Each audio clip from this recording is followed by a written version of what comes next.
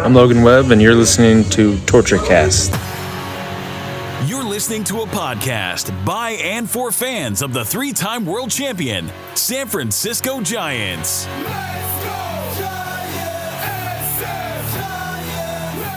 With hosts Chad King and Eric Nathanson. This is TortureCast.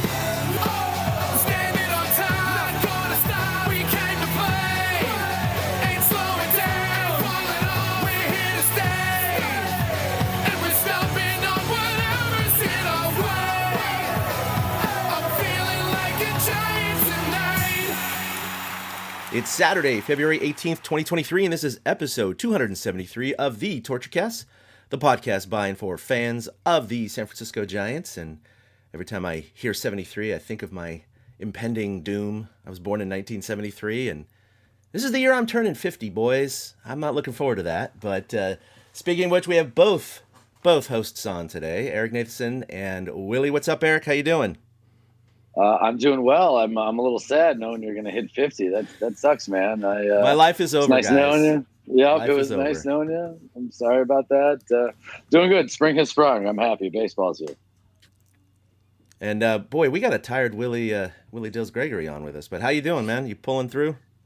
Well, I feel like I'm fucking 50. I was up until 5:30 in the morning, dealing with drunk people here in San Francisco. For anybody who hasn't heard about this, I haven't been on the show in a little bit, but I think I talked about it on the show. I have a job now at a dive bar in San Francisco.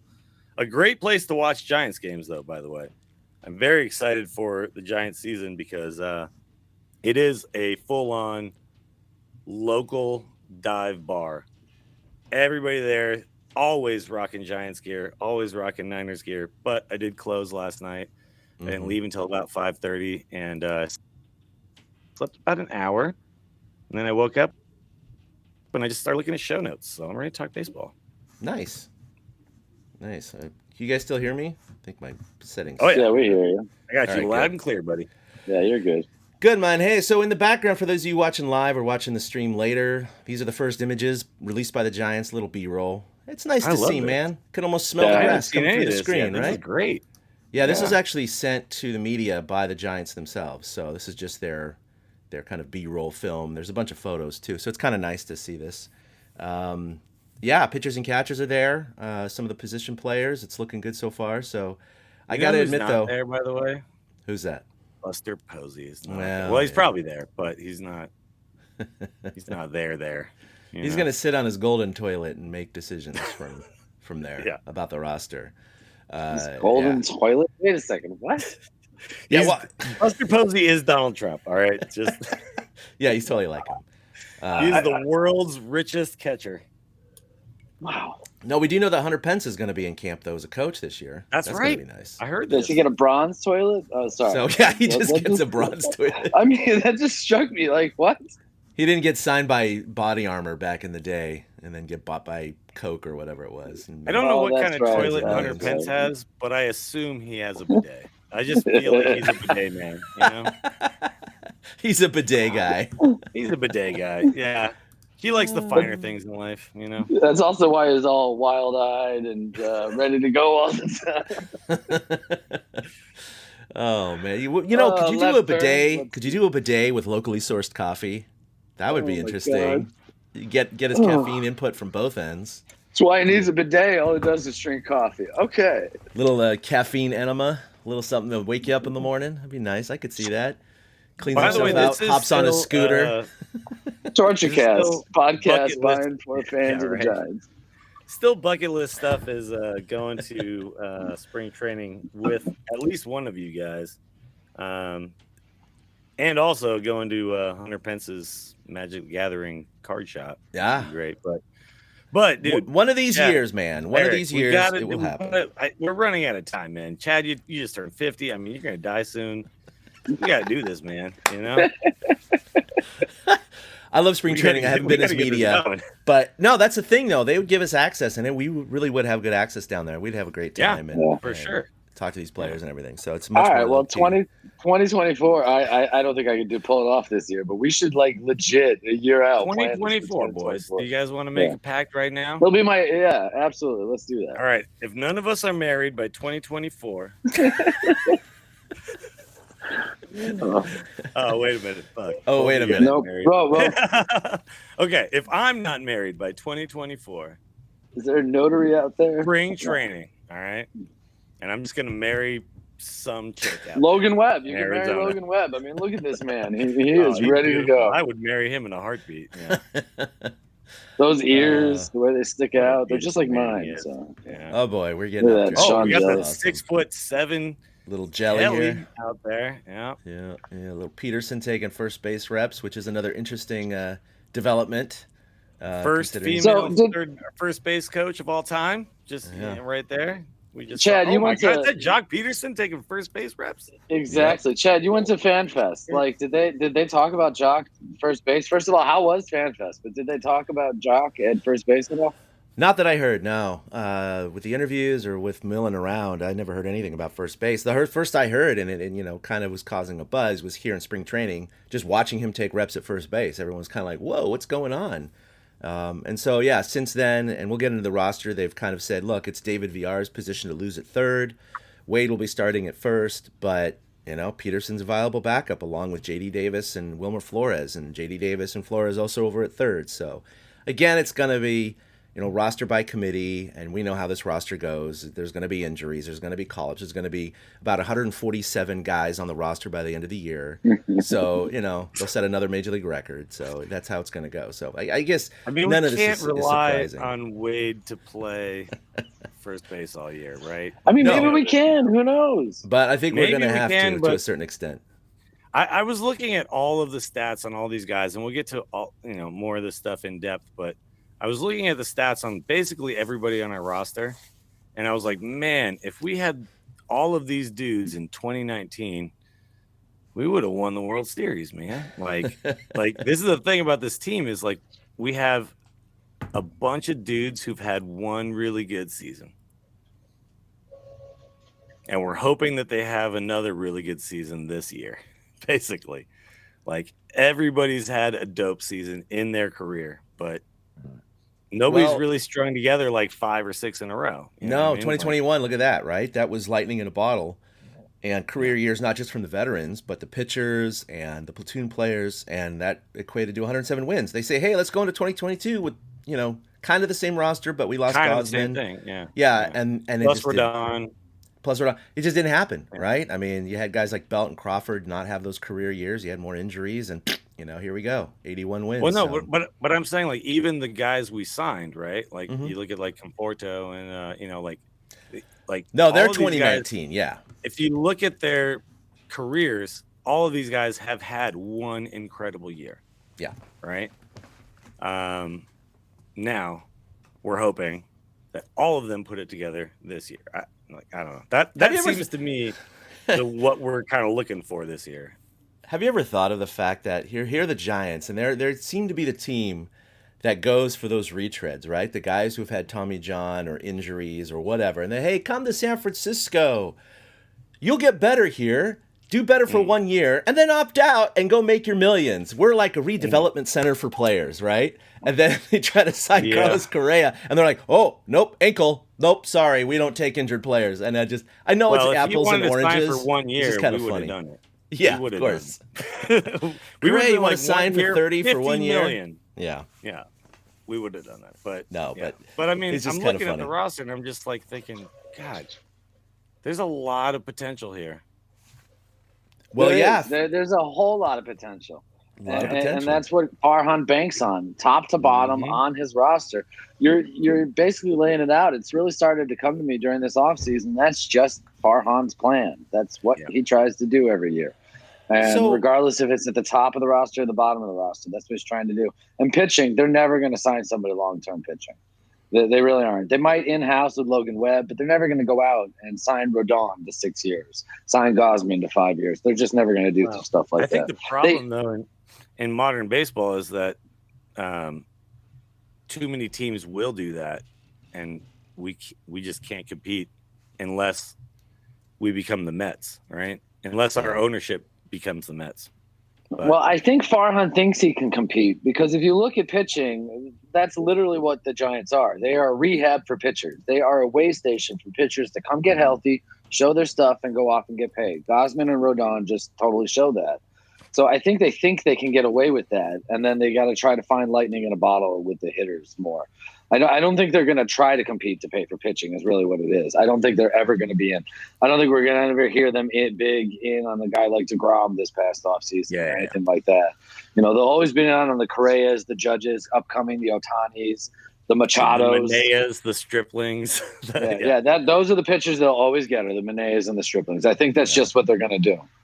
I mean, Alex Cobb was still a good signing last year. He was pretty good. I mean, look at the bullpen. Disco is bumped into the bullpen now all of a sudden, and he was one of their best starters in 21. Wood's been here now, 3 years? So, I mean, that's, that guy's like a veteran at this point. Like, he's an old-timer for 3 years. Yeah. They are. Anybody that's here, 3 years or more, right? That's totally it at this point with Farhan.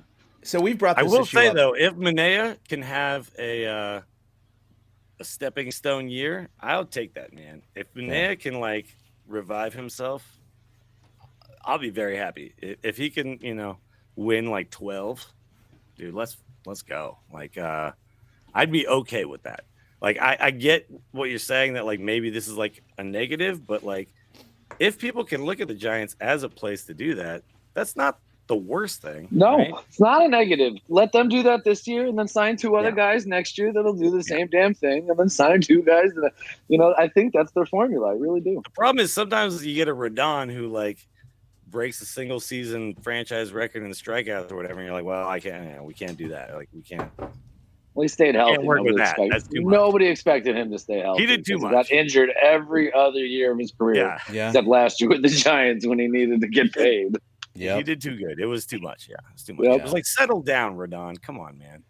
Yeah, it's an interesting thing because with these 1-year opt-outs for all these pitchers and even some of the position players now, the Giants set themselves up for both sides of the sword. On one hand, they put themselves at the least risk possible if the player gets injured, right? They're going to opt in, of course, for the second year, and at the most they're going to commit 2 years at a moderate price. But then on the flip side, they get one guy who has a stellar year and then they lose him, right? I mean, they can compete technically for the free agency, but they're not because they're not going to sign, like you just brought up, Rodon for 6 years with the Yankees. The Giants couldn't compete with that. So the question is, it's fine. It's on paper. It's a video game. Like you were just talking pre-show about out-of-the-park baseball.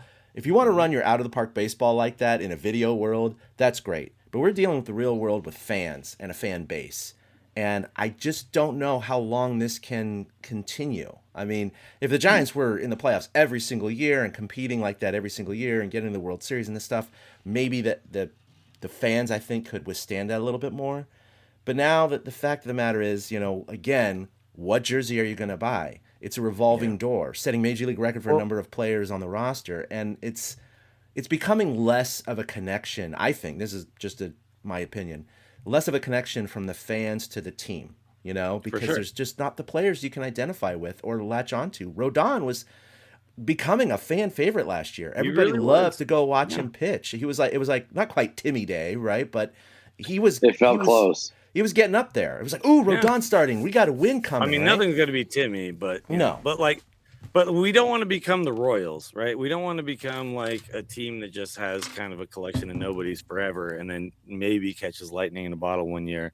Yeah. We don't want to be that. Winning begets winning, right?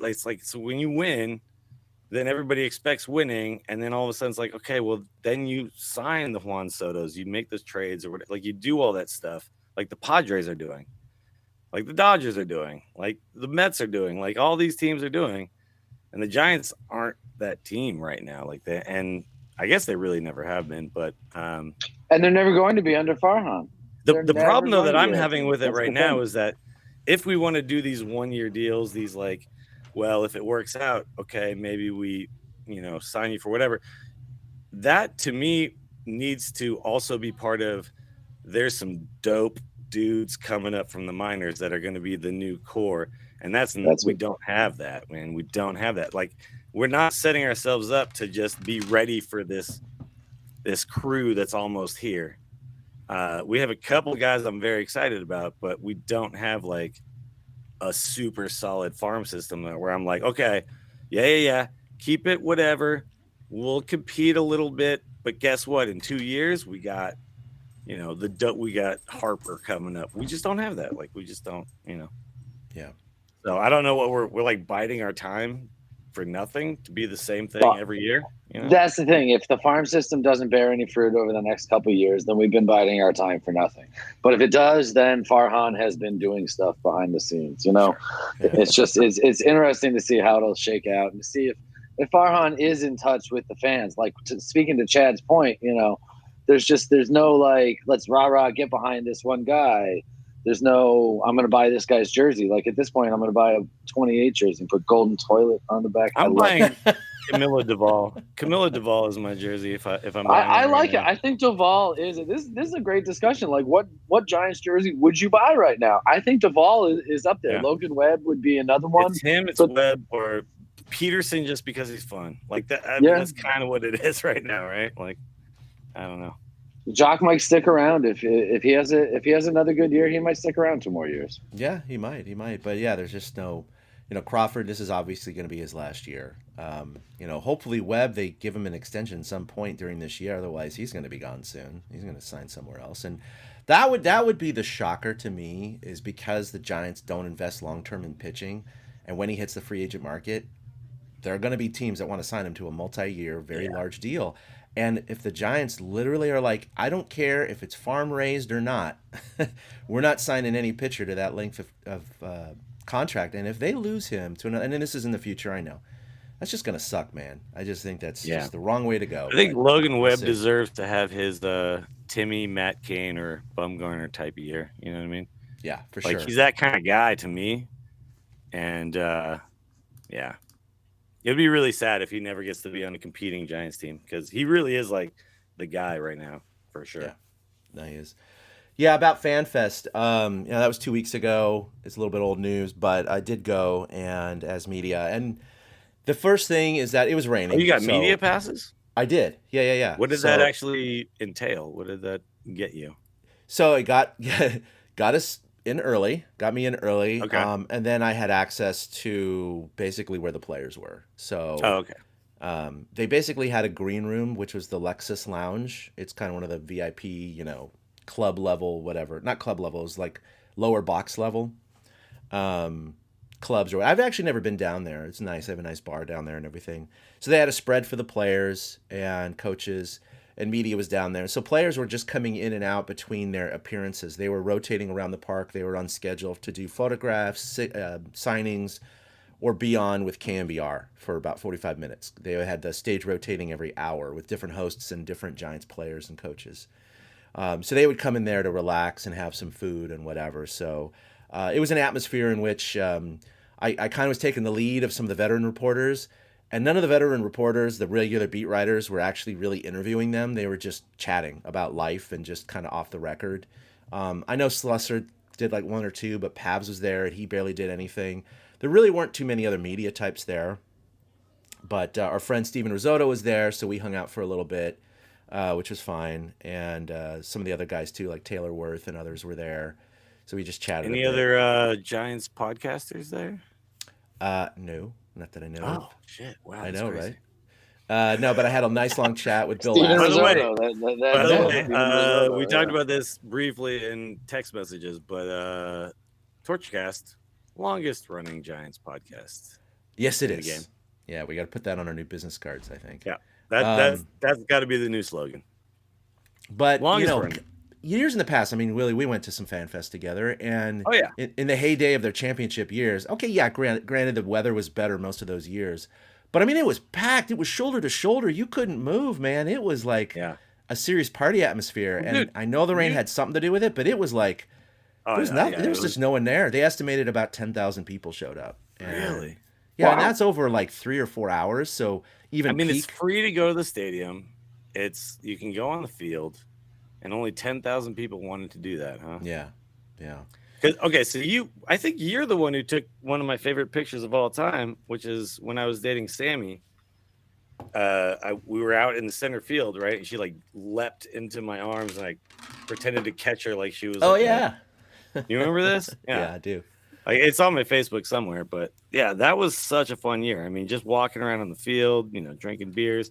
This is obviously like before we had press access, but it was like that's why I was wondering, because FanFest doesn't really feel like you need press access. You just have access. Like everyone's well, they used to have around, a separate press day, Mm-hmm. the day before. Yeah. That's when we did like the interviews with the players. They're all sitting at tables. That was the day before. Correct. I think they scrapped that though. They scrapped that this year, and Chisholm was there, Matt Chisholm, and so I had a chance to speak with him. And I asked him, I said, "So no media day this year?" He's like, "Yeah, we kind of thought about it, but we didn't want to burden the players. There's an extra day and an extra day of scheduling, and so we just decided this year if media wants to interview players, they can come to the FanFest." But later I said, they weren't really interviewing, and he's like, "Yeah, it's kind of relaxed. It's not really, you're not asking hard-hitting questions." I went to a media day before we were even doing the podcast when Felipe Alou was the manager. Oh, wow. Wow. I don't remember how I got into it or whatever. It's just somebody I knew said, "Do you want to come to it?" And it was the day before FanFest, and there wasn't the whole tables with all the players, but there was just like this mini press conference with Felipe Alou, and I can't even remember. I think Timmy was on the team at the time, but he was super young. Like it was, completely different team at that point. But we just watched him talk for a little while, and then everybody's like ate food for a bit, and then we all went home. But like they have been doing this before we were winning championships, right? Like this. Oh yeah. It's weird that they're not doing it all of a sudden. Like that is kind of. I mean, I guess COVID maybe. I think COVID just made the break, and they just changed things. There was a bit of a delay because this was the first FanFest back and all that. And I think that had something to do with it as well. They also didn't want like 80 million questions about Correa to every single player. Maybe that makes a lot of sense. That could have been part of it too. Yeah, no one was kind of touching that. But right. They did open up the park to the fans, not just the field, but the dugout and the dressing room, the clubhouse. And everything, the training room. Cool. So I did a quick loop, and it was pretty nice. You got to walk through the press area, the full clubhouse. I mean, of course, the clubhouse is barren. All right, it'd be hilarious, Chad. The players' cafeteria, which I'd never been into, stuff like that. Sorry, go into the clubhouse and just start changing. So just go to a locker. Oh my god! Just start, and then actually have a jock strap on and like just, You can make a TikTok out of it. It could launch the Georgia Cast. Oh my god! Yeah. Local podcaster somebody would have thrown out of like, Oracle Park. Man? You're like, what, dude? I'm changing. I'm getting ready. Getting ready for media. Game starting. I love it. Oh my god. Uh-oh. It's what you would have wanted the Giants to be. Those people are excited. The Giants fans are not at that level of excitement.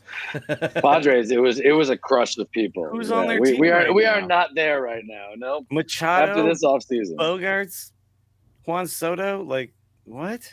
I know. The team is stacked, man. It's so stacked. And apparently their FanFest was just Tatis? Did I not mention Tatis? Yeah, was. Even though his stock has dropped a little bit, but and Machado, like I mentioned already, he already said he wants to opt out after this year. I know. I think they're going to break up. That band is breaking up. They're the Beatles. I think so too. They're the Beatles in '68 or whatever it is. Dude, it was refreshing to hear Machado just go, "Have you seen the money up there? Oh yeah, I'm opting out." It was like, you already got $300 million, dude, and you're saying it's like has anybody gotten 15 years yet? Because I want to be that guy. Yeah, so he's going to be, whoo, boy. I know the Giants aren't going to get him, but man, he would be. Well, that's the kind of deal Correa needed to do with an opt-out after like 4 years so he can prove himself if he wanted to with his ankle. Like that's what I was advocating early for with Correa, and I didn't mean to bring this back to Correa. We needed to have you in that meeting, dude. Apparently not. Not from what. By the way, I wasn't on the show. I wasn't on the anger-filled show after all of this went down.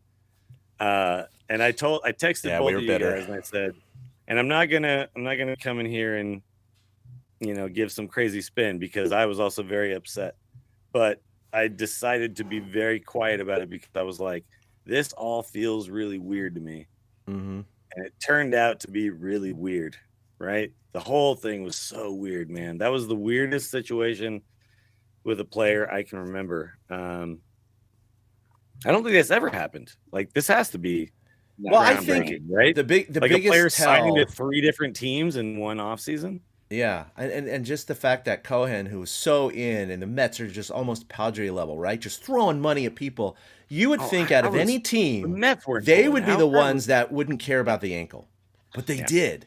They did. Yeah. And so I think that was the big tell. That was like, all right, well, I guess the Giants weren't being overly cautious. I mean, if the Mets backed out, then that's, that's But I do agree with what you guys – I did listen to that episode, and I did agree that there's a lot of stuff that the Giants did wrong with the press conference and the announcing everything and just being like, if there was an issue, we really should have, pumped the brakes a little bit on all of the pomp and circumstance around signing this guy because, like we didn't really do that with Judge. We wanted him, but we weren't like, we're going to get him. Oh my God, it's going to happen. And then with Correa, it's like the deal's not even done. And yet, guess what? I have literally on my desk over here a chronicle where the entire front section of the chronicle is about how we signed Correa. You got to save that. It's almost as big of a picture as if we had won the World Series. I swear to God. I don't know if you guys saw that. I did not see the chronicle. No, it's a huge picture of Correa and a giant headline, "Our new $350 million man," or whatever. And it's just, it's like the whole city was losing their shit because it was the done deal in everybody's minds, and that was what they did wrong. What should have happened? Yeah, what should have happened is he should have signed probably back with the Twins, and then sometime during the spring it leaks out. Oh yeah, we were going to sign him, but we found out his ankle was totally shredded. Like that's nobody how it should have even known it until later. It should have been some leak from whatever. Right. It should have just been a leak later. So that's what they did. Talking about it, and that's where they messed up because now.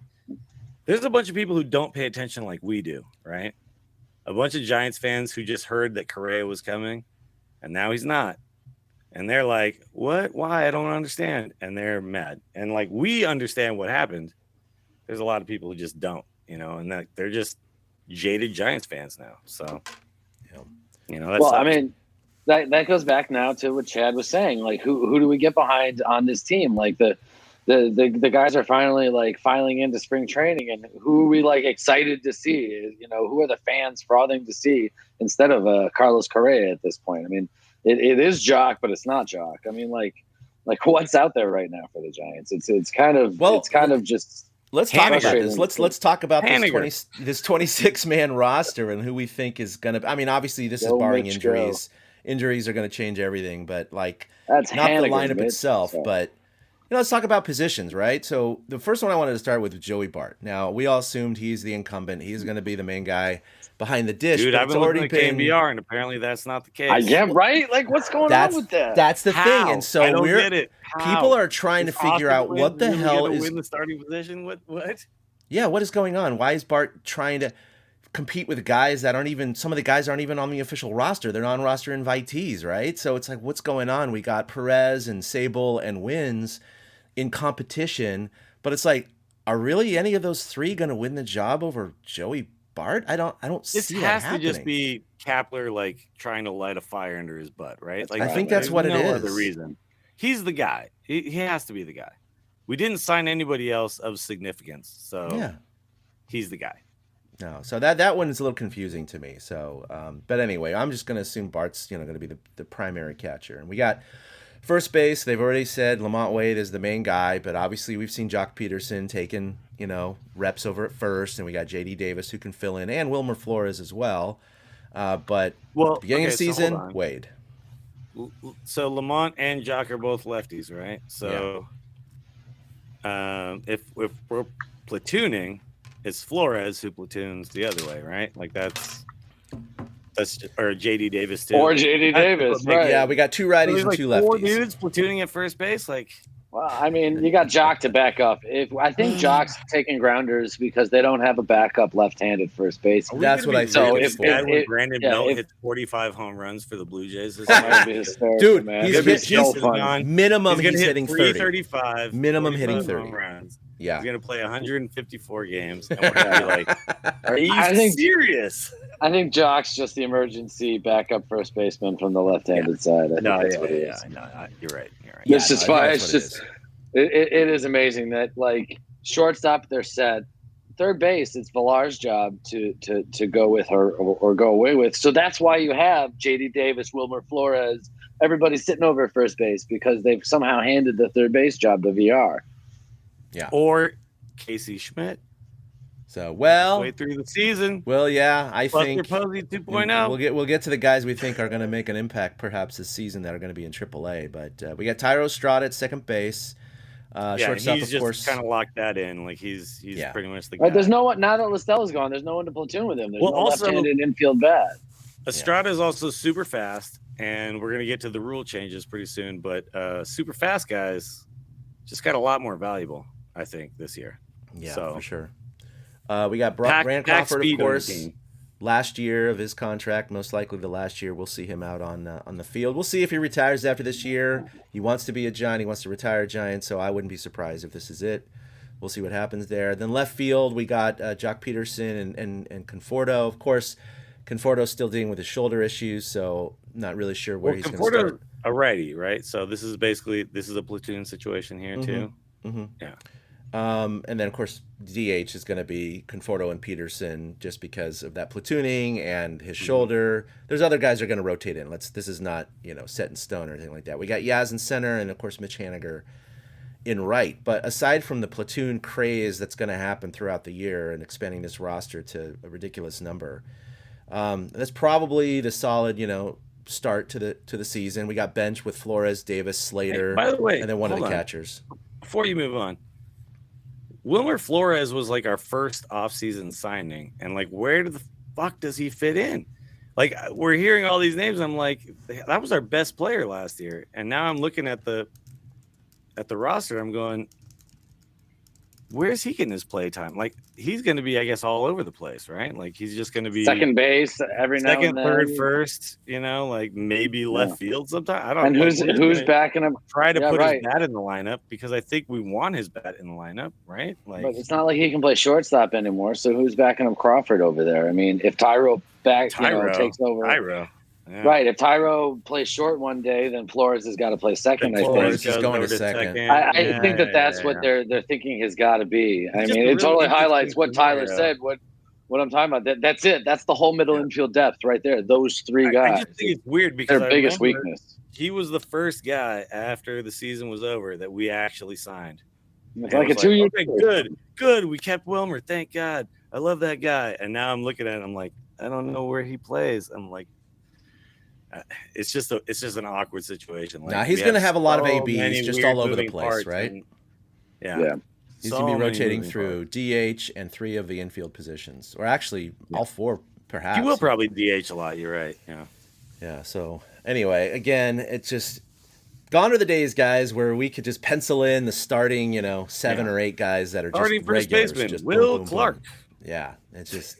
Those days are just gone under this regime, so it's kind of sad, but I understand the way the game has changed. And as far as the starting rotation, not in necessarily any particular order. This is just my guess at it, but Webb and Cobb starting off 2 righties, then switching to Minaya only because he's a lefty, then Stripling righty, and then Wood lefty. Disco's going to start in the bullpen, but of course, as we know, the rotation changes throughout the year, and Disco will probably be a starter at some point during the season. And who knows who else is going to step in? Jacob Junis, right? Eunice and, right? And all that. So, and then in the pen, of course, Disco, Duvall, the Rogers twins, Brebbia, Scott Alexander, Junis, and Sammy Long. And again, spring training always brings surprises. Guys always get hurt. Sam Long, sorry. I like Sammy, but anyway. I like it too. Yeah. So that's probably solid, but I don't know. That makes up 26 guys right there. Insert a couple that, surprise, I guess, during spring training. Injuries are going to happen, so this is probably not going to be the exact roster breaking on opening day, but I think this is probably a reasonable assumption of what's going to happen. I mean, you guys see any, red flags or nah, that guy's not going to make the roster? I'm going to go ahead and just say it. I think the Giants have one of the best rotations and best bullpens potentially in baseball. I'm in agreement. I'm just going to say it right now. I'm just going to say it out loud, and I'm not. I think they'll have good. They got good about it.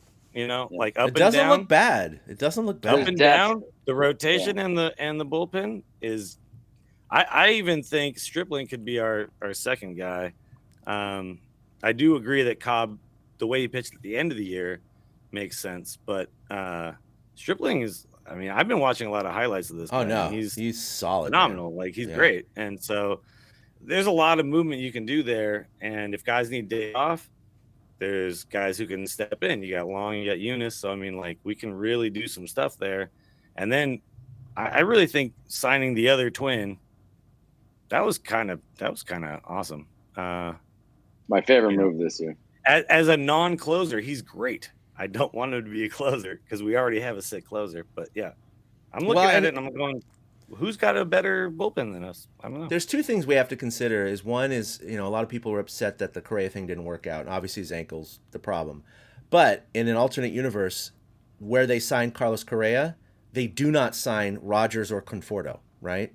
So the reality is, okay, they didn't get a Correa, but they got a Rogers brother and they got Conforto, and those really do help a ton. Tell you what, not I'll as much trade as a you Correa. Rogers and Conforto for Correa right now. Yeah, so I mean, they still improved a lot. So no, yeah. You're absolutely right.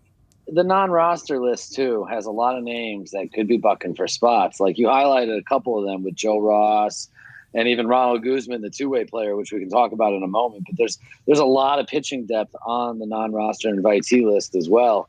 So we're going to see. I mean, Yovera is going to still get a shot to stay in the bullpen. Sean Newcomb's in there as a random. Joe Ross as a random guy that could end up. Melvin Adon still hanging around. So there's a lot of just pitching depth that the Giants have going right now. Their pitching rotation, it could go 6 deep with Wood and Disco, and even 7 deep if it needed to, with a Newcomb or Joe Ross stepping up somehow. Mm-hmm. Yeah, and then you got Stephen Piscotty. That was kind of a nice little surprise non-roster invitee. We'll see what happens with him. But again, I think some of these guys will only get shots if there's injuries. But it happens. It happens. I mean, there will be injuries, and there will be guys taking time off and moving things around. So, like, we know how this Giants team works at this point. Like, I think we talked about it on a show, months ago. A 6-man rotation is a very real type of thing at this point. I don't think we're going to start with that, but in a way, we kind of might work our way into that. You know, it's what I mean? A possibility for sure. Yeah, just I don't just think it's putting people on the DL for 15 days here, 15 days there, and then guys move in. So yeah, it's going to be interesting to see. It's another way to work like a Harrison in too, if you think about it. Ah, I heard of that guy. Yeah, you heard of that guy. So Alex Pavlovic yesterday was on with, I think it was with Murphy Mack. Anyway, they were asking him about Kyle Harrison. And I've never seen the guy pitch, just seen video. But Pavs has been watching him down in spring training, and he's seen him a few times before that. And here's Pavs. He doesn't get very, emotional or up or whatever. He kind of just talks in his interviews like this. He's very, low key. He got really animated talking about Kyle Harrison. He said, man, he hasn't seen stuff like this in a long time. And he's definitely worth the hype he thinks. He's dominated every level he's ever been at. So they're going to start him this year at AAA. And, it is the best case scenario, according to his opinion, is best case scenario, he dominates the first 4 or 5 starts, just blows the doors off of AAA players. And then it's May timeframe. And they're like, oh, he's coming up. What else does he need to prove at that point? He's coming up. Yeah, he's coming up. So he thinks best case scenario, he's coming up in May. I don't personally, just watching him and his highlights, I don't think he's a starter. I think he's, in my opinion, I think he's got like the Timmy Lincecum thing where he could be a starter for like 2 or 3 years and be like super dope, but he's going to blow himself out because his motion is wild, man. He torques that thing. And it's cool and it's effective, but I could really see him being like one of those, like when the Padres had the 7th inning, 8th inning, 9th inning guys where it was like, they got that locked down. Once they get to the 6th inning with the lead, the game is over. I would love to see the Giants get something like that going with Duvall as the 9th inning guy. And then you got your Rogers brothers that you can move in and out. And then somebody like him as one of those guys too. Like, I don't know.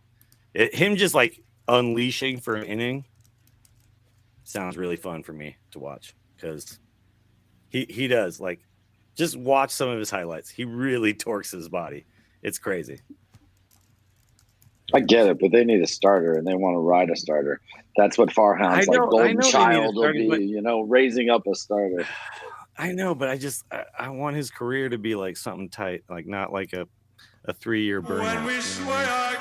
Well, yeah, totally. I get that you're trying to protect him in a sense with that, but if he's just overpowering, he's just gonna be like overpowering. We all talk about maybe he's Randy Johnson. When Timmy could have gone to the bullpen, he could have become Dennis Eckersley, right? Timmy really could have done that. He could have just been like, he could have had like 7-8 more years, just unleashing out of the bullpen for 1 inning. But he wanted to start, and I just see a lot of similarities in their motion and everything. Okay, we're gonna bring up some Kyle Harrison highlights here. We can watch his motion. Yeah, watch some of these. Like, he doesn't do it every single time. He really does have the ability to kind of alter. Like, there is breaking ball, off-speed pitch, real easy. But when he also has a lot of timing stuff like Cueto, where he can do like he rocks back and forth a little bit. I can see how he's effective. The ball as a hitter probably explodes out of his hand. But watch how he unfolds, But watch like his body kind of release after he, like right here. Look at that. Like, his whole body is like rising fastballs after he threw it. Yeah. It's the fastballs, really. Yeah, it is. I mean, nasty though. Look at that thing. Oh my God. Oh, I want to see that. No, he's going to be a lot of fun. So no, the kid is electric for sure. I mean, yeah, the stuff he has is great. And from the left side, it's beautiful. Well, the Giants have all but admitted that he doesn't really have anything left to prove in the minor leagues, but they want to see him for another month or two at least to see how he responds to just going through an off season and starting up again. And then I think, it's up to him to force their hand. And yeah, I mean, if he can, he will. Disgusting. Oh my God. You're gone. Well, this is going to be nice, man. And so Casey Schmidt is the other guy that is going to start at AAA, and so I think we may not see him as early, unless it's like David VR and others are really Casey Schmidt highlights real quick too. So I don't know if you guys have watched some of his highlights. Just hitting bombs. Well, not just that. He is an absolute stud at third base. Yeah, he is. He's a good fielder. He won the minor league Gold Glove last year. Did you guys know this? And we immediately get Kyle Harrison. That was hilarious. The very first highlight, I was like, wait, what happened here? I'm like, this is Casey Schmidt. So he hits home runs. But he's showing his defense. He really here. reminds me of third base like Bill Miller. Like, he just makes a lot of really good plays over there. Diving to his left, his right. Like, he's got a strong arm. Hits the ball opposite field, obviously. Yeah, no, this kid's really good. Yeah, so we'll see. I mean, obviously, like they said, David VR, it's his position to lose, but which is crazy. With Schmidt he had 9 home runs at the end of the year. I mean, he definitely had it. I mean, that's the thing. He's trying to beat VR. Yeah, he's not trying to beat like an established pro. Evan Longoria, they cleared it. They cleared the way. Longoria's gone. So it's, to me, it's a battle at some point halfway through the season, and this kid's going to come up and he's going to wow people, man. Yeah. I think the big thing is, can he hit major league pitching? His defense is there. But, these are minor league pitchers. Well, we'll see what he does. He'll have a chance in the spring. If VR is going to be the starter, that means the backups will get reps. So Schmidt will definitely get some reps. Yeah, for sure. VR has already seen the major league pitching. It's really the big difference. So, yep. But this kid's good. This kid's good. What do you guys think of this Ronald Guzman guy? Two-way player that the Giants? I mean, that's our first flyer on a two-way guy. He's the next Shohei, dude. I mean, the next Shohei. He's there, baby. Wasn't there like a Ronald Guzman who pitched back in the day when we were younger, like 20 years ago or something? Yeah, I recognized the name, but then I was like, wait, who is this guy? I didn't even know. From Texas. Yeah, two-way player. Hey, real quick, but before we move on to the rules stuff, because I know we got to get to that. This is the post-Super Bowl episode, right? Oh, boy. We should talk about the Super Bowl a little bit. Well, it was good. It was fine. I didn't care. It was a great game. It was a great game. It was. The problem for me and Chad is that the Niners were not in it. Yeah. I worked at the Peaks for all of the games in the playoffs, when the Niners were playing, and it was just jam-packed, everyone going nuts, like in the weeds the whole time. Super Bowl, we had like 15 people in the bar the entire time. Like San Francisco did not give a shit about this Super Bowl. Everybody Not with was Philly just like, and KC. whatever. Yeah, it was like, football's over, dude. We don't care. I will say this, though. I was rooting for KC. I wanted Philly to be exposed, though. I wanted Philly to be exposed as absolute frauds that only got in the Super Bowl because they beat a team without a quarterback. Turns out Philadelphia actually pretty good, but it really annoys me that everyone is talking about one holding call at the end of the game and acting like that's the whole game when there was 59 other minutes of football that happened around that, and the Chiefs scored 17 points in the fourth quarter. So and it was a hold. So yeah. Well, I mean, what are you gonna do? I mean, they were gonna kick a field goal anyway. It's just that Philly would have had more time, right? They would have had time to score, to either tie or go ahead. So that's the only difference, really. I'm not sure, and obviously, but I'm not sure Philly would have been able to. Jalen Hurts, he was unbelievable. Philly wins. He's the MVP. Both quarterbacks away. The guy, he was fantastic. And Mahomes, I'll say it here, I think he's the greatest quarterback of all time. I think Mahomes is the greatest I've ever seen. This win didn't even cement it for me. I've been saying that for like 2 years. Sure. He is the greatest quarterback I've ever laid my eyes on. I don't need the Brady arguments. He's winning and stuff. It's just unbelievable how good this guy is. It's crazy. Yeah. So I love watching him. 5 years are as good as the top 5 years of like Brady and Manning and like all these guys. Like if you actually put them up against these guys, this is his first 5 years. Yeah, it's way better. So I enjoy watching Kansas City win anytime. And I'm glad you guys saw that Philly was for real. I watched a lot of Philly games this year, and they were for real. They really were. The defense, though, the Chiefs, Andy Reid. I mean, the guy was fantastic in the second half with his play calling. Both those touchdowns, having the jet motion where the guy comes in and then bounces back out. The one touchdown to Tony and the one touchdown to Sky Moore. I mean, they deserved it. They played better and they made better halftime adjustments. They were bigger fans of Rihanna than anybody else because Rihanna gave them the time to set it up. Yeah. By the way, I will say the best part about the Super Bowl is that once it's over, it's time for baseball. Yes, that's like the ceremonial handoff of the baton, right? Like, that's why we always end is over. I don't have any football to think about anymore. Yep. And maybe the Warriors are good, but not really. But really, it's time for baseball. Yeah. Warriors are going to struggle to even get in the playoffs. It's my favorite time of the year. It's like baseball's coming. Well, let's talk about some of the rule changes we're going to see here in spring training. It's going to be interesting, even though a lot of these have already been in the minor leagues. We know some of the results that we might be able to expect. But, look, the big leaguers, a lot of them have not been exposed to these rules yet. So I guess we'll just start with, the pitch clock and how that relates to the pitch comm as well. So we know that pitch comm is the new system they used last year where catchers had a little kind of video game pad on their wrist or in their glove or on their knee or wherever they wanted to put it. And they could actually relay the pitch selection to the pitcher who had a little... Is this part of the rules? I didn't see this part. Is this... Okay. No, the equipment is new, but the rules are going to allow a they new had addition. The pitch comm last year. Yeah. Yes, but there's a new addition to pitch comm this year because of the rules. Okay. So last year you could only communicate one way. So the catcher would signal to the pitcher, would push a button. Yeah. Pitcher would hear fastball, slider, whatever, yeah. And then he would nod or shake, and then the catcher would say another one. Is this really the best system, Chad? You're a scientist. How many times did you see them delay games because of this? Right? If somebody came to you and said, "How can we relay what pitch we want from the catcher to the pitcher?" Yeah. Would you have said what we should do is I have basically a little watch, like a little calculator watch, and when I push it, it says fastball in his hat. It just whispers sweet nothings. That's literally into his ear. The system they came up with. Fastball. His hat says fastball. They're not even putting like an earpiece in or whatever. They literally, it's his hat has a speaker in it. Yeah. Yep. Is this the dumbest shit you've ever heard in your life, dude? It's so funny. Phone induction speaker, isn't it? Isn't it one of those? And my question is, did catchers have speakers last year, or will they now get them because people like Cobb that's the new addition and how the rules are affecting it because of the pitch clock.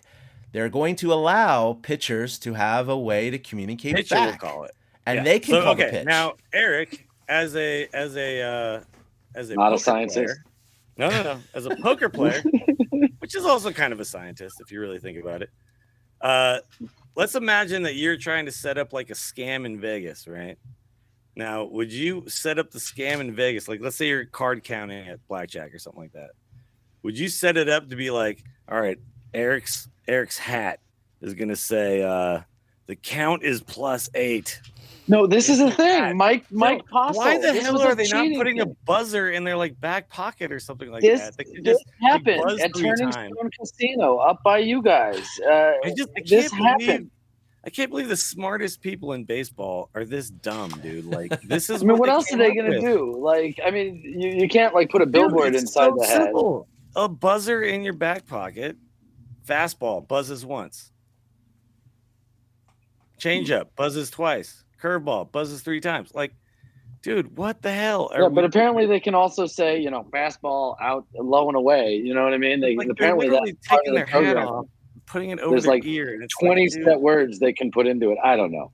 Yeah. Chad, you're a scientist. That was the greatest line I've heard on the show in a while. I know, right? Like, you see what I'm saying, though, right? Because Chad, you're a scientist. Because we're trying to take what is, putting one finger down and then moving it towards my inner thigh to the right or the left or whatever, and then putting the glove down. We're trying to translate that, right? And the best they came up with was that he would push a button and it would just say fastball in his hat. Mm-hmm. And they'd have to look and see where the glove is, I guess. Like, they got to do better, man. They got to do better. Yeah. Well, now Alex Cobb, who loves having control of his pitches, is going to be able to, communicate back or just say, Joey, this is what I'm throwing. So there's not going to be shaking and then recommunicating, because when you do that, that's what's going to take up the time if they can't get on the same page. If it's fastball, no. Okay, curveball inside, no. Okay, slide. Now suddenly 10 seconds have passed. So now the pitcher is going to be able to go, fastball, no. Okay, I want to do curveball. And then the catcher's like, all right, I guess we're doing that. So, they, like I said, they can program like 20 words into it. So do you think they're going to add like MFR and listen to me? And, motherfucker, fastball. I said fastball.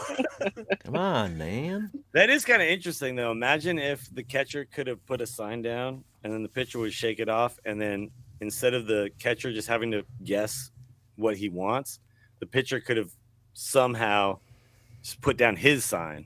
Yeah, that's basically what we're gonna get now, right? Like the pitcher's gonna be like, no, 2. But you obviously how's he gonna do it with somebody on base? How do you do that with somebody on base? Like, I mean, if you're in the stretch position, are you gonna get to keep tapping your? He's gonna have it on his wrist, right, or whatever, so he can just like press the one he wants. Huh. Right? I mean, I think it's gonna be in the glove or something like that. Yeah, on the back of the glove. Yeah, it's gonna be fun to see how this. And I don't think every pitcher is gonna do it. Some of the young pitchers might be like, I'll just do whatever the catcher says, I'll just do that. Yeah, for sure. There's going to be a lot of people like, I'm not going to shake anything off, but, Yeah. Scherzer and DeGrom and stuff, they're going to be like, no, this is what I want. This is what I do.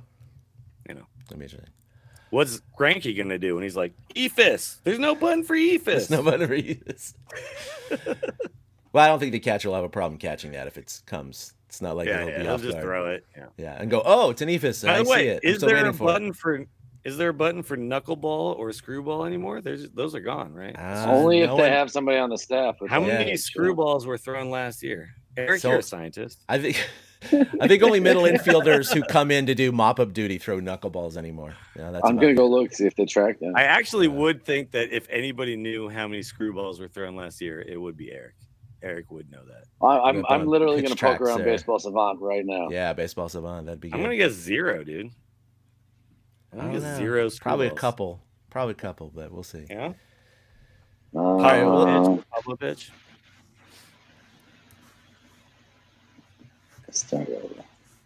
All right, well, he's looking that up. Let's talk about bases. Oh, my God, they are huge. That's what she said. Oh, I'm tired. Did you? By the way, we weren't talking about the pitch clock yet, right? Because that's a separate issue. Correct. Yeah. This is part of it, but it's part of the reason why this exists. But that's That needs its own discussion, I think. Yeah, that needs its own discussion. But I'm really interested in the bases. The bases, yes. You know, it's crazy. So they're going from 15 to 18 inches on each side. But when you do the area, it's 44% larger. That's crazy. That's crazy to me. It is. Did you see the picture of the old base upside down on top of the new base? Yes, I did. And I had it up here, and I so apparently changed that. But I was going to bring it up. I got to say, by the way, this is super long overdue, because how many times have you seen somebody get hurt running down the line to first base because the first baseman is like trying to make a play on the ball, and if he just had a little more room to work with, he could have avoided the collision, right? Like, even just that in and of itself, without the other implications, is great. Less injuries, yes, please. Well, that's the main reason they're doing this. It has nothing to do with, you know, more stealing and everything how like it that. changes Although the game, we may get that, but it will. I don't know. Yeah. So okay, it will change the game, because think about this. So the base is essentially 15 to 18 inches, which means on either side, it's 1.5 inches closer, right? Mm-hmm. On each side, which ultimately ends up being 3 inches, but we won't worry about that yet, because you're taking a lead from first base, right? Yeah, but so they're going to be officially 4.5 inches closer between first and second. You're going to be 1.5 inches closer to second base. No, it's going to be second. It's going to be 4.5 inches. No. Your lead will still kind of be the same.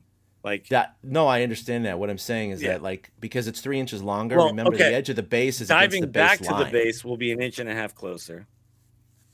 You see what I'm saying? So it's 3 inches total, which is 1.5 inches on either side. Right, but it actually is 3 inches on the first base and third base. From first to second is still 3 inches closer, right? 1.5 inches on the side of first, and 1.5 inches on the side of second, right? So 3 inches total that you're closer from first to second.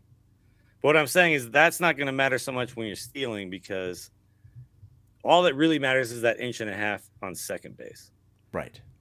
Because your lead is not really going to change based on the 1.5 inches you have from first. I think the big thing. Actually, you're right. No, it will, because you have 1.5 inches to get back. Yeah, but here's the thing. It is I just want to reiterate. It is 4.5 inches, and this is why. Because when the base at second, it's only going to be 1.5 inches. That's half of the 3 inches, right? Mm-hmm. But at first and third, the base has always been in alignment with the base line. So you have to think of that way. So they're actually moving the peg over 1.5 inches, but the entire base is now going to stick out from the baseline 3 inches further than it used to. I thought that the center of the base would still be the same, but you're right, because the edge of the base, is on the first base line, the foul line. Yep. So it really moves 3 inches. Moves the edge of the base 3 inches further out. 4.5 inches. Holy shit, Chad! You're a scientist, dude. I know. I think about these things. Not about that. So 4.5 inches total, but the big thing too, besides that, is going to be how wide they are. Ricky Henderson is coming out of retirement right now. He could totally do that. Oh my god! Holy shit! Are we going to have a bigger target to reach reach at too when they're going behind the bag, when they're trying to avoid a slide tag, a swipe tag? You know, there's going to be a lot of that too. Tyro Estrada could steal 100 bags this year if he actually gets on base a lot. Yeah, no, it's going to be good. Yes, okay, you're right. Okay, so that makes a lot of sense. But here's the thing, so you see all those close ass plays where you barely get out at second base on a steal. Yeah, you're going to be safe now. Yep. Well, and the thing that relates to it, and we'll talk about this at the same time because it relates to base running, is the new pickoff rule, right? So shit, you only get all ties together. Yeah, you only get basically 3 throws over to first base. Really 2. The third needs to be. You get 2, and then the third has to be successful. Yeah, exactly. And so, or it's a box. So that's the thing. If a pitcher has already used 2 of his pickoff moves as a runner, you're like, I don't need to worry about the third one, unless of course he gets me out. But I'm just saying that if he doesn't get me out, it's a box. So I'm going to increase my lead. I'm pushing it to the extreme here. Well, you're taking like one extra step, because you also can't get thrown. You can't go halfway down the line. Yeah. Because if you get thrown at it, that still counts. It counts. So you can't be correct. like, oh, I'm just going to go absolutely buck wild. And and that's why they did that. That's why they said it's not like 2 and you're done. It's third has to be an out. So that third one, third has you to be can an push out, it. or the runner has to advance, or it's a balk. So if neither of those things happen, it's technically a balk. Think about that. So if a runner's at first, right? So 2 pickoff attempts have been made. He knows the third one might be coming, so he pushes his lead an extra half step. Pitcher throws over. He's safe. He gets second base. Yeah, he just goes to second. He just goes to second, and we're gonna see that. That's gonna be crazy, dude.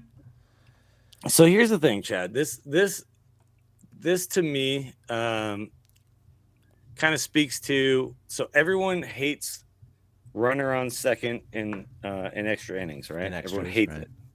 I know you hate it. I know Eric hates it. I know so many people hate it. Yeah.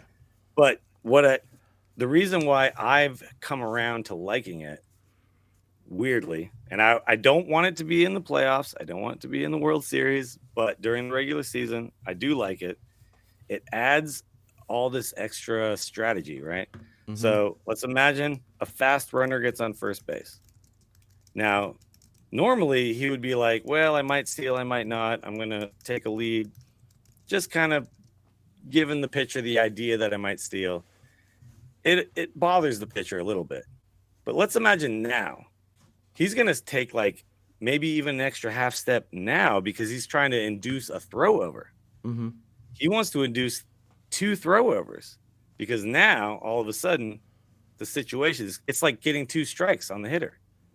Do you know what I mean? It's like suddenly there's another 2 strike situation in the game. Like there's going to be a guy, one of these days we're going to have 9th inning, full count, 3-2. The pitcher's thrown over twice. He can't throw over anymore. You know what I mean? Like that's going to happen at some point. You know what I mean? Like it's going to be the pitcher has to go home. So the runner's going to be taking this giant lead and it's going to be really tense in that moment. Do you know what I mean? Like it's one of the things about baseball that's always been awesome is these scenarios. And we've added a new scenario now, like new thing to think about. It's one of the things I love about baseball. Like every time something happens, the situation changes. Like I really like this. I think it's great.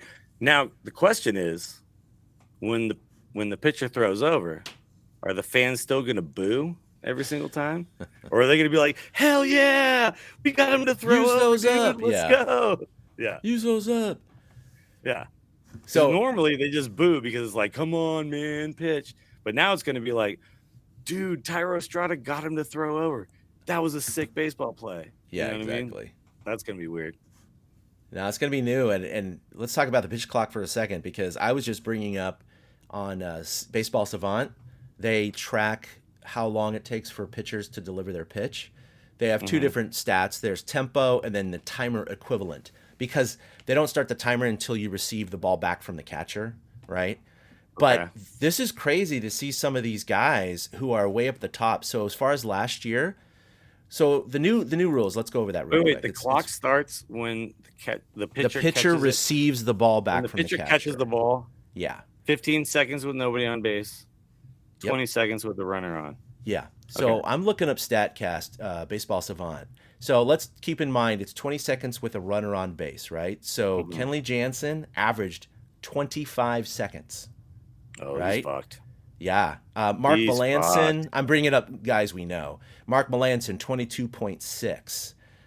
So they're all gonna powder up their hands and stuff like before they catch the ball. Basically. Shohei Ohtani, even he's number 20 at 20.9 seconds, right? But, so here's the thing: how do you enforce like them stepping off the mound and hitting the rod bag for a while before the catcher throws it back? Yeah, I don't know. Is the umpire going to be like, "Hey, dude, throw it. You got to throw it back. You got to throw it back"? I think there's going to be some leniency in the beginning of this year because guys have eventually, to get used to it.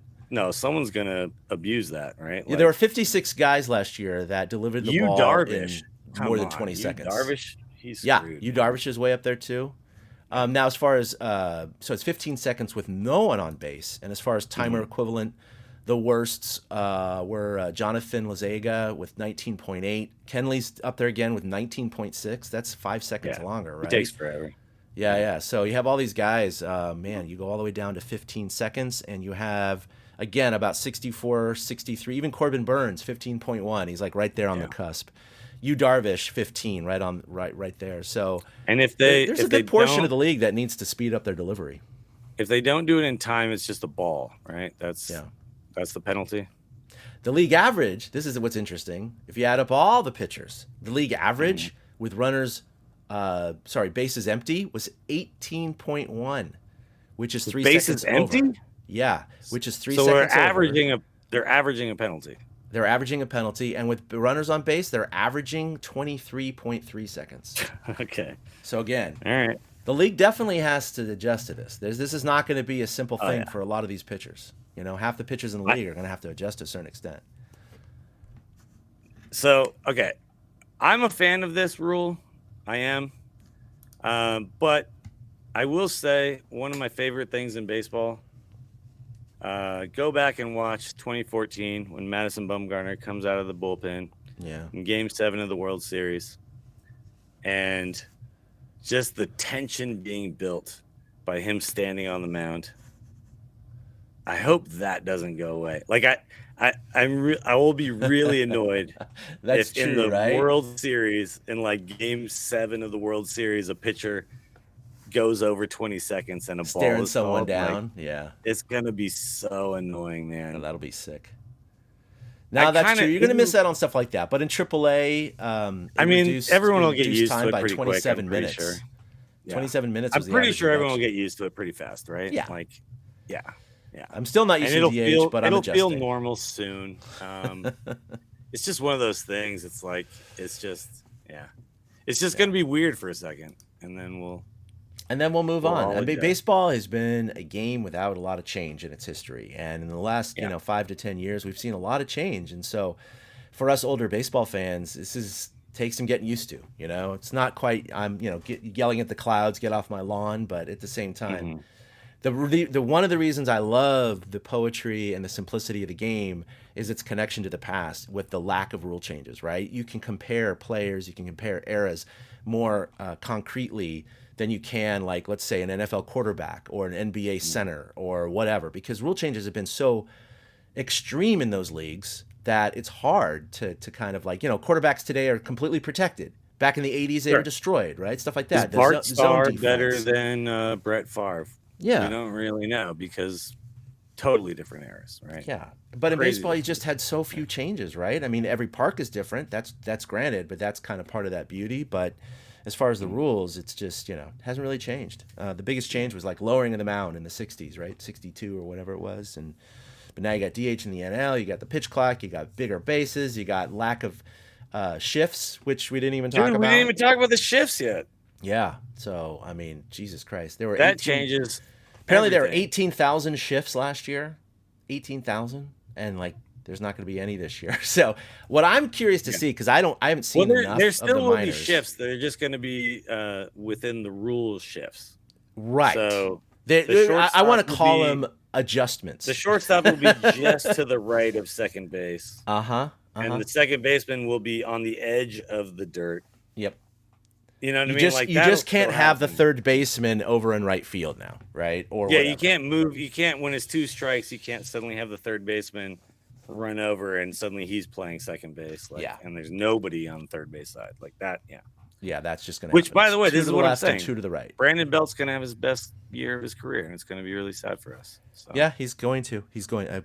Mark our words. He's going to. Yeah. But can I bet on this on like Bovada or something like that? Yeah, there's probably an over-under in Vegas or something. I don't know. Jesus Christ. All right, Chad. All right. I really want to say this. Oh, wow. You said it, and then you muted yourself. Hold on, I didn't mean to. So, Chad, I really want to say this. Mute. I really want to say this. I'm out. No, I really want to say this as our resident old man who's been very against any changes at all. You seem really receptive to these. Oh, it's like my marriage. I just laid down. You're just giving up on life.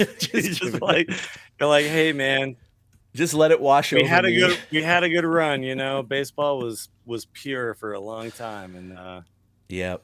And I gotta learn to accept it and just move on with life and then just enjoy the game. You know. Do you think in your men's adult wood bat league, you guys are going to adopt the 20-second pitch count and the bigger bases? And no. You guys are going to be like, fuck that. None of that is happening. They don't have the infrastructure to deal with something like that. Could you imagine these poor umpires trying to monitor time? No way. Well, yeah, he'd have like a clock on his right hand and then the pitch counter on his left or something like that. Yeah, that would just be stupid. Too much for that guy.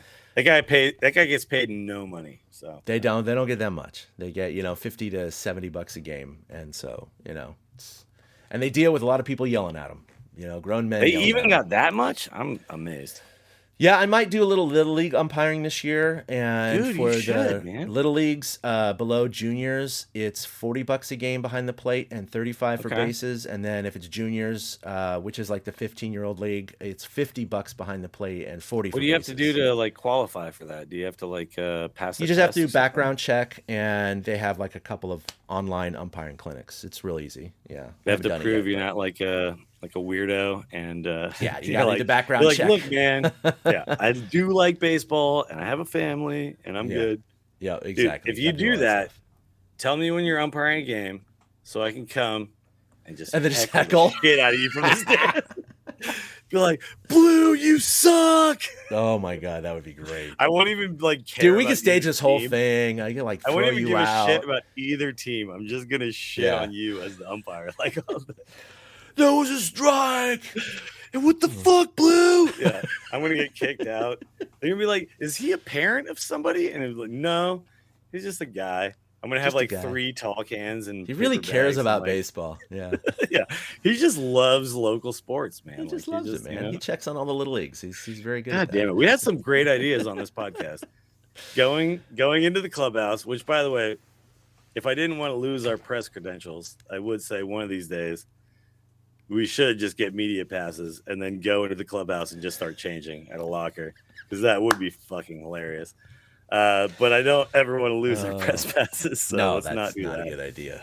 Not a good idea. But also, might be banned from the park at that point. So yeah. That might be worse than running on the field. It just may be. That's but also, just shitting on an umpire that is umpiring a kid's game, and I don't even give a shit about either team. That sounds hilarious. I really want to see that happen. That sounds like a good skit coming up. So that one we can do, because it really won't matter. Yeah, exactly. Well, I think Willie had a good idea. We may be coming to you at some point before the season starts. We're going to try and do either a live stream or at least a recording. Maybe throw a little video in there. We're going to try and meet up at a batting cage and get some hacks in, maybe even throw to each other. I don't know. Just try not to hurt ourselves. Record a show. Invite some guests in. How's the ACL and the MCL feeling? You think I can throw and hit. I can throw and hit. I can't sprint like crazy, but I can do that. You're basically Bryce Harper at this point. So, right? So there you go. Yeah, I've given up on the leg doing anything advanced. Yeah. I can lift heavy weights and jog. Okay? Don't ask the man to stretch a double into a triple. Okay. Nope, that ain't happening. And assuming I play this year, that's going to be the test, right? I'm going to have this thing wrapped up. I have an ACL brace. I don't know. We'll see. Okay. It might be stupid for me to do it at this point, considering what happened last year. I don't know, dude. I think it would be. Is there a DH in your league or something? Can you? Yeah, there's DHs. So, okay. But that's not that. I hurt myself running bases. So I didn't really. That's true. Wait. Remember the movie The Babe, where he like hit a home run and he ran to first, and then some other dude ran the rest of the bases? Yeah, it should be like softball. Just do that. Just do that. Yeah. Just hit dingers, dude. Yeah, everything will be a single. If I hit it in the gap, it's a single. Yeah. Jog to first, stop, pinch runner. Yep, that'll be it. Hey, that'll still be fun. Scratch my edge. All right, well, that's going to do it for episode 273 of the Torture Cast. We will come to you at some point here in spring training. We'll be doing our show preview. We'll probably have some special guests on, and then when we get into the regular season, we'll be recording on more of a regular schedule, I would say. You can follow us collectively at TortureCast on Twitter. Check out our website where we post these episodes. Of course, you can find our podcast wherever you get your favorite podcast. You can check us out at torturecast.com. Follow us individually. Myself at ChadK21, Willie at Willie Dills, and Eric had some internet issues, so he had to drop off, but you can follow him at 2 Out Hits with the number 2. Of course, he's doing his Giants Chatter stuff. That's a good, safe community for non-assholes, so I would recommend going and checking that out. But if you want to just delve into the crap, then go into Reddit and the rest of the internet. And I know Willie likes to wade through that. So, oh, I love it. Yeah. Well, Willie, what do you got going on? Anything right now? Well, we're getting ready to start the 2023 MGA season. So if you are someone who lives in any city in America, pretty much, and you are a mediocre England. Golfer, yeah, go ahead and check out mgatour.com. This is the prime time to sign up for your local chapter, wherever that may be. In the Bay Area, we got San Francisco, we got Oakland, San Jose, Santa Cruz may be starting up. We're not so sure, but there's a lot of chapters coming down. Like every time around this year is when we're also kind of approving or not approving the new chapters, and we have about, I'd say, 20 applications, and we're probably going to approve about 5 of them. So we're very selective. Yeah, clearly. We don't want to expand the league too fast, But yeah, so if you're a golfer, check that out. And yeah, that's pretty much all I'm really doing right now. I am still trying to get a podcast off the ground that I really do want to do, but I'm also just working a lot, and my schedule sucks. Bartending, your schedule sucks. So yeah, it's hard to get anything done. Yeah, 4 a.m, baby. Well, I appreciate you coming on, because Eric, I slept 2 hours and I still am somewhat coherent. So yeah, you sounded fine, man. So all right, well, you go get your rest. Go take an afternoon nap. Do you work again tonight? By the way, can I just tell you right now? I just got a text message from one of my coworkers asking me to work tonight. That's what I was just going to ask. That's my life right now. Well, then it's that temptation of just take an afternoon nap and go get the money, or just. No, I'm saying no, dude. I'm saying no. I ain't doing it. Yeah, that was a rough night last night. So. Yeah. All right, everyone. Well, thanks for tuning in. We'll see you probably in a couple of weeks for season preview is really going to be kind of the end of March. So we'll probably have at least one more spring training episode before our season preview. But until then, we just monitor our social media, and we'll catch you when we catch you. Until then, boom. A big thank you to everybody for listening to the TortureCast, the podcast by and for fans of the San Francisco Giants. Follow us on Twitter at TortureCast. You can also like us on Facebook or check out our blog at torturecast.com. I also want to say thank you to Ashcon and Bailey for letting us use their song Feeling Like a Giant for our intro. For Ben Lee and Chad King, my name is Willie Dills, saying we'll see you next time.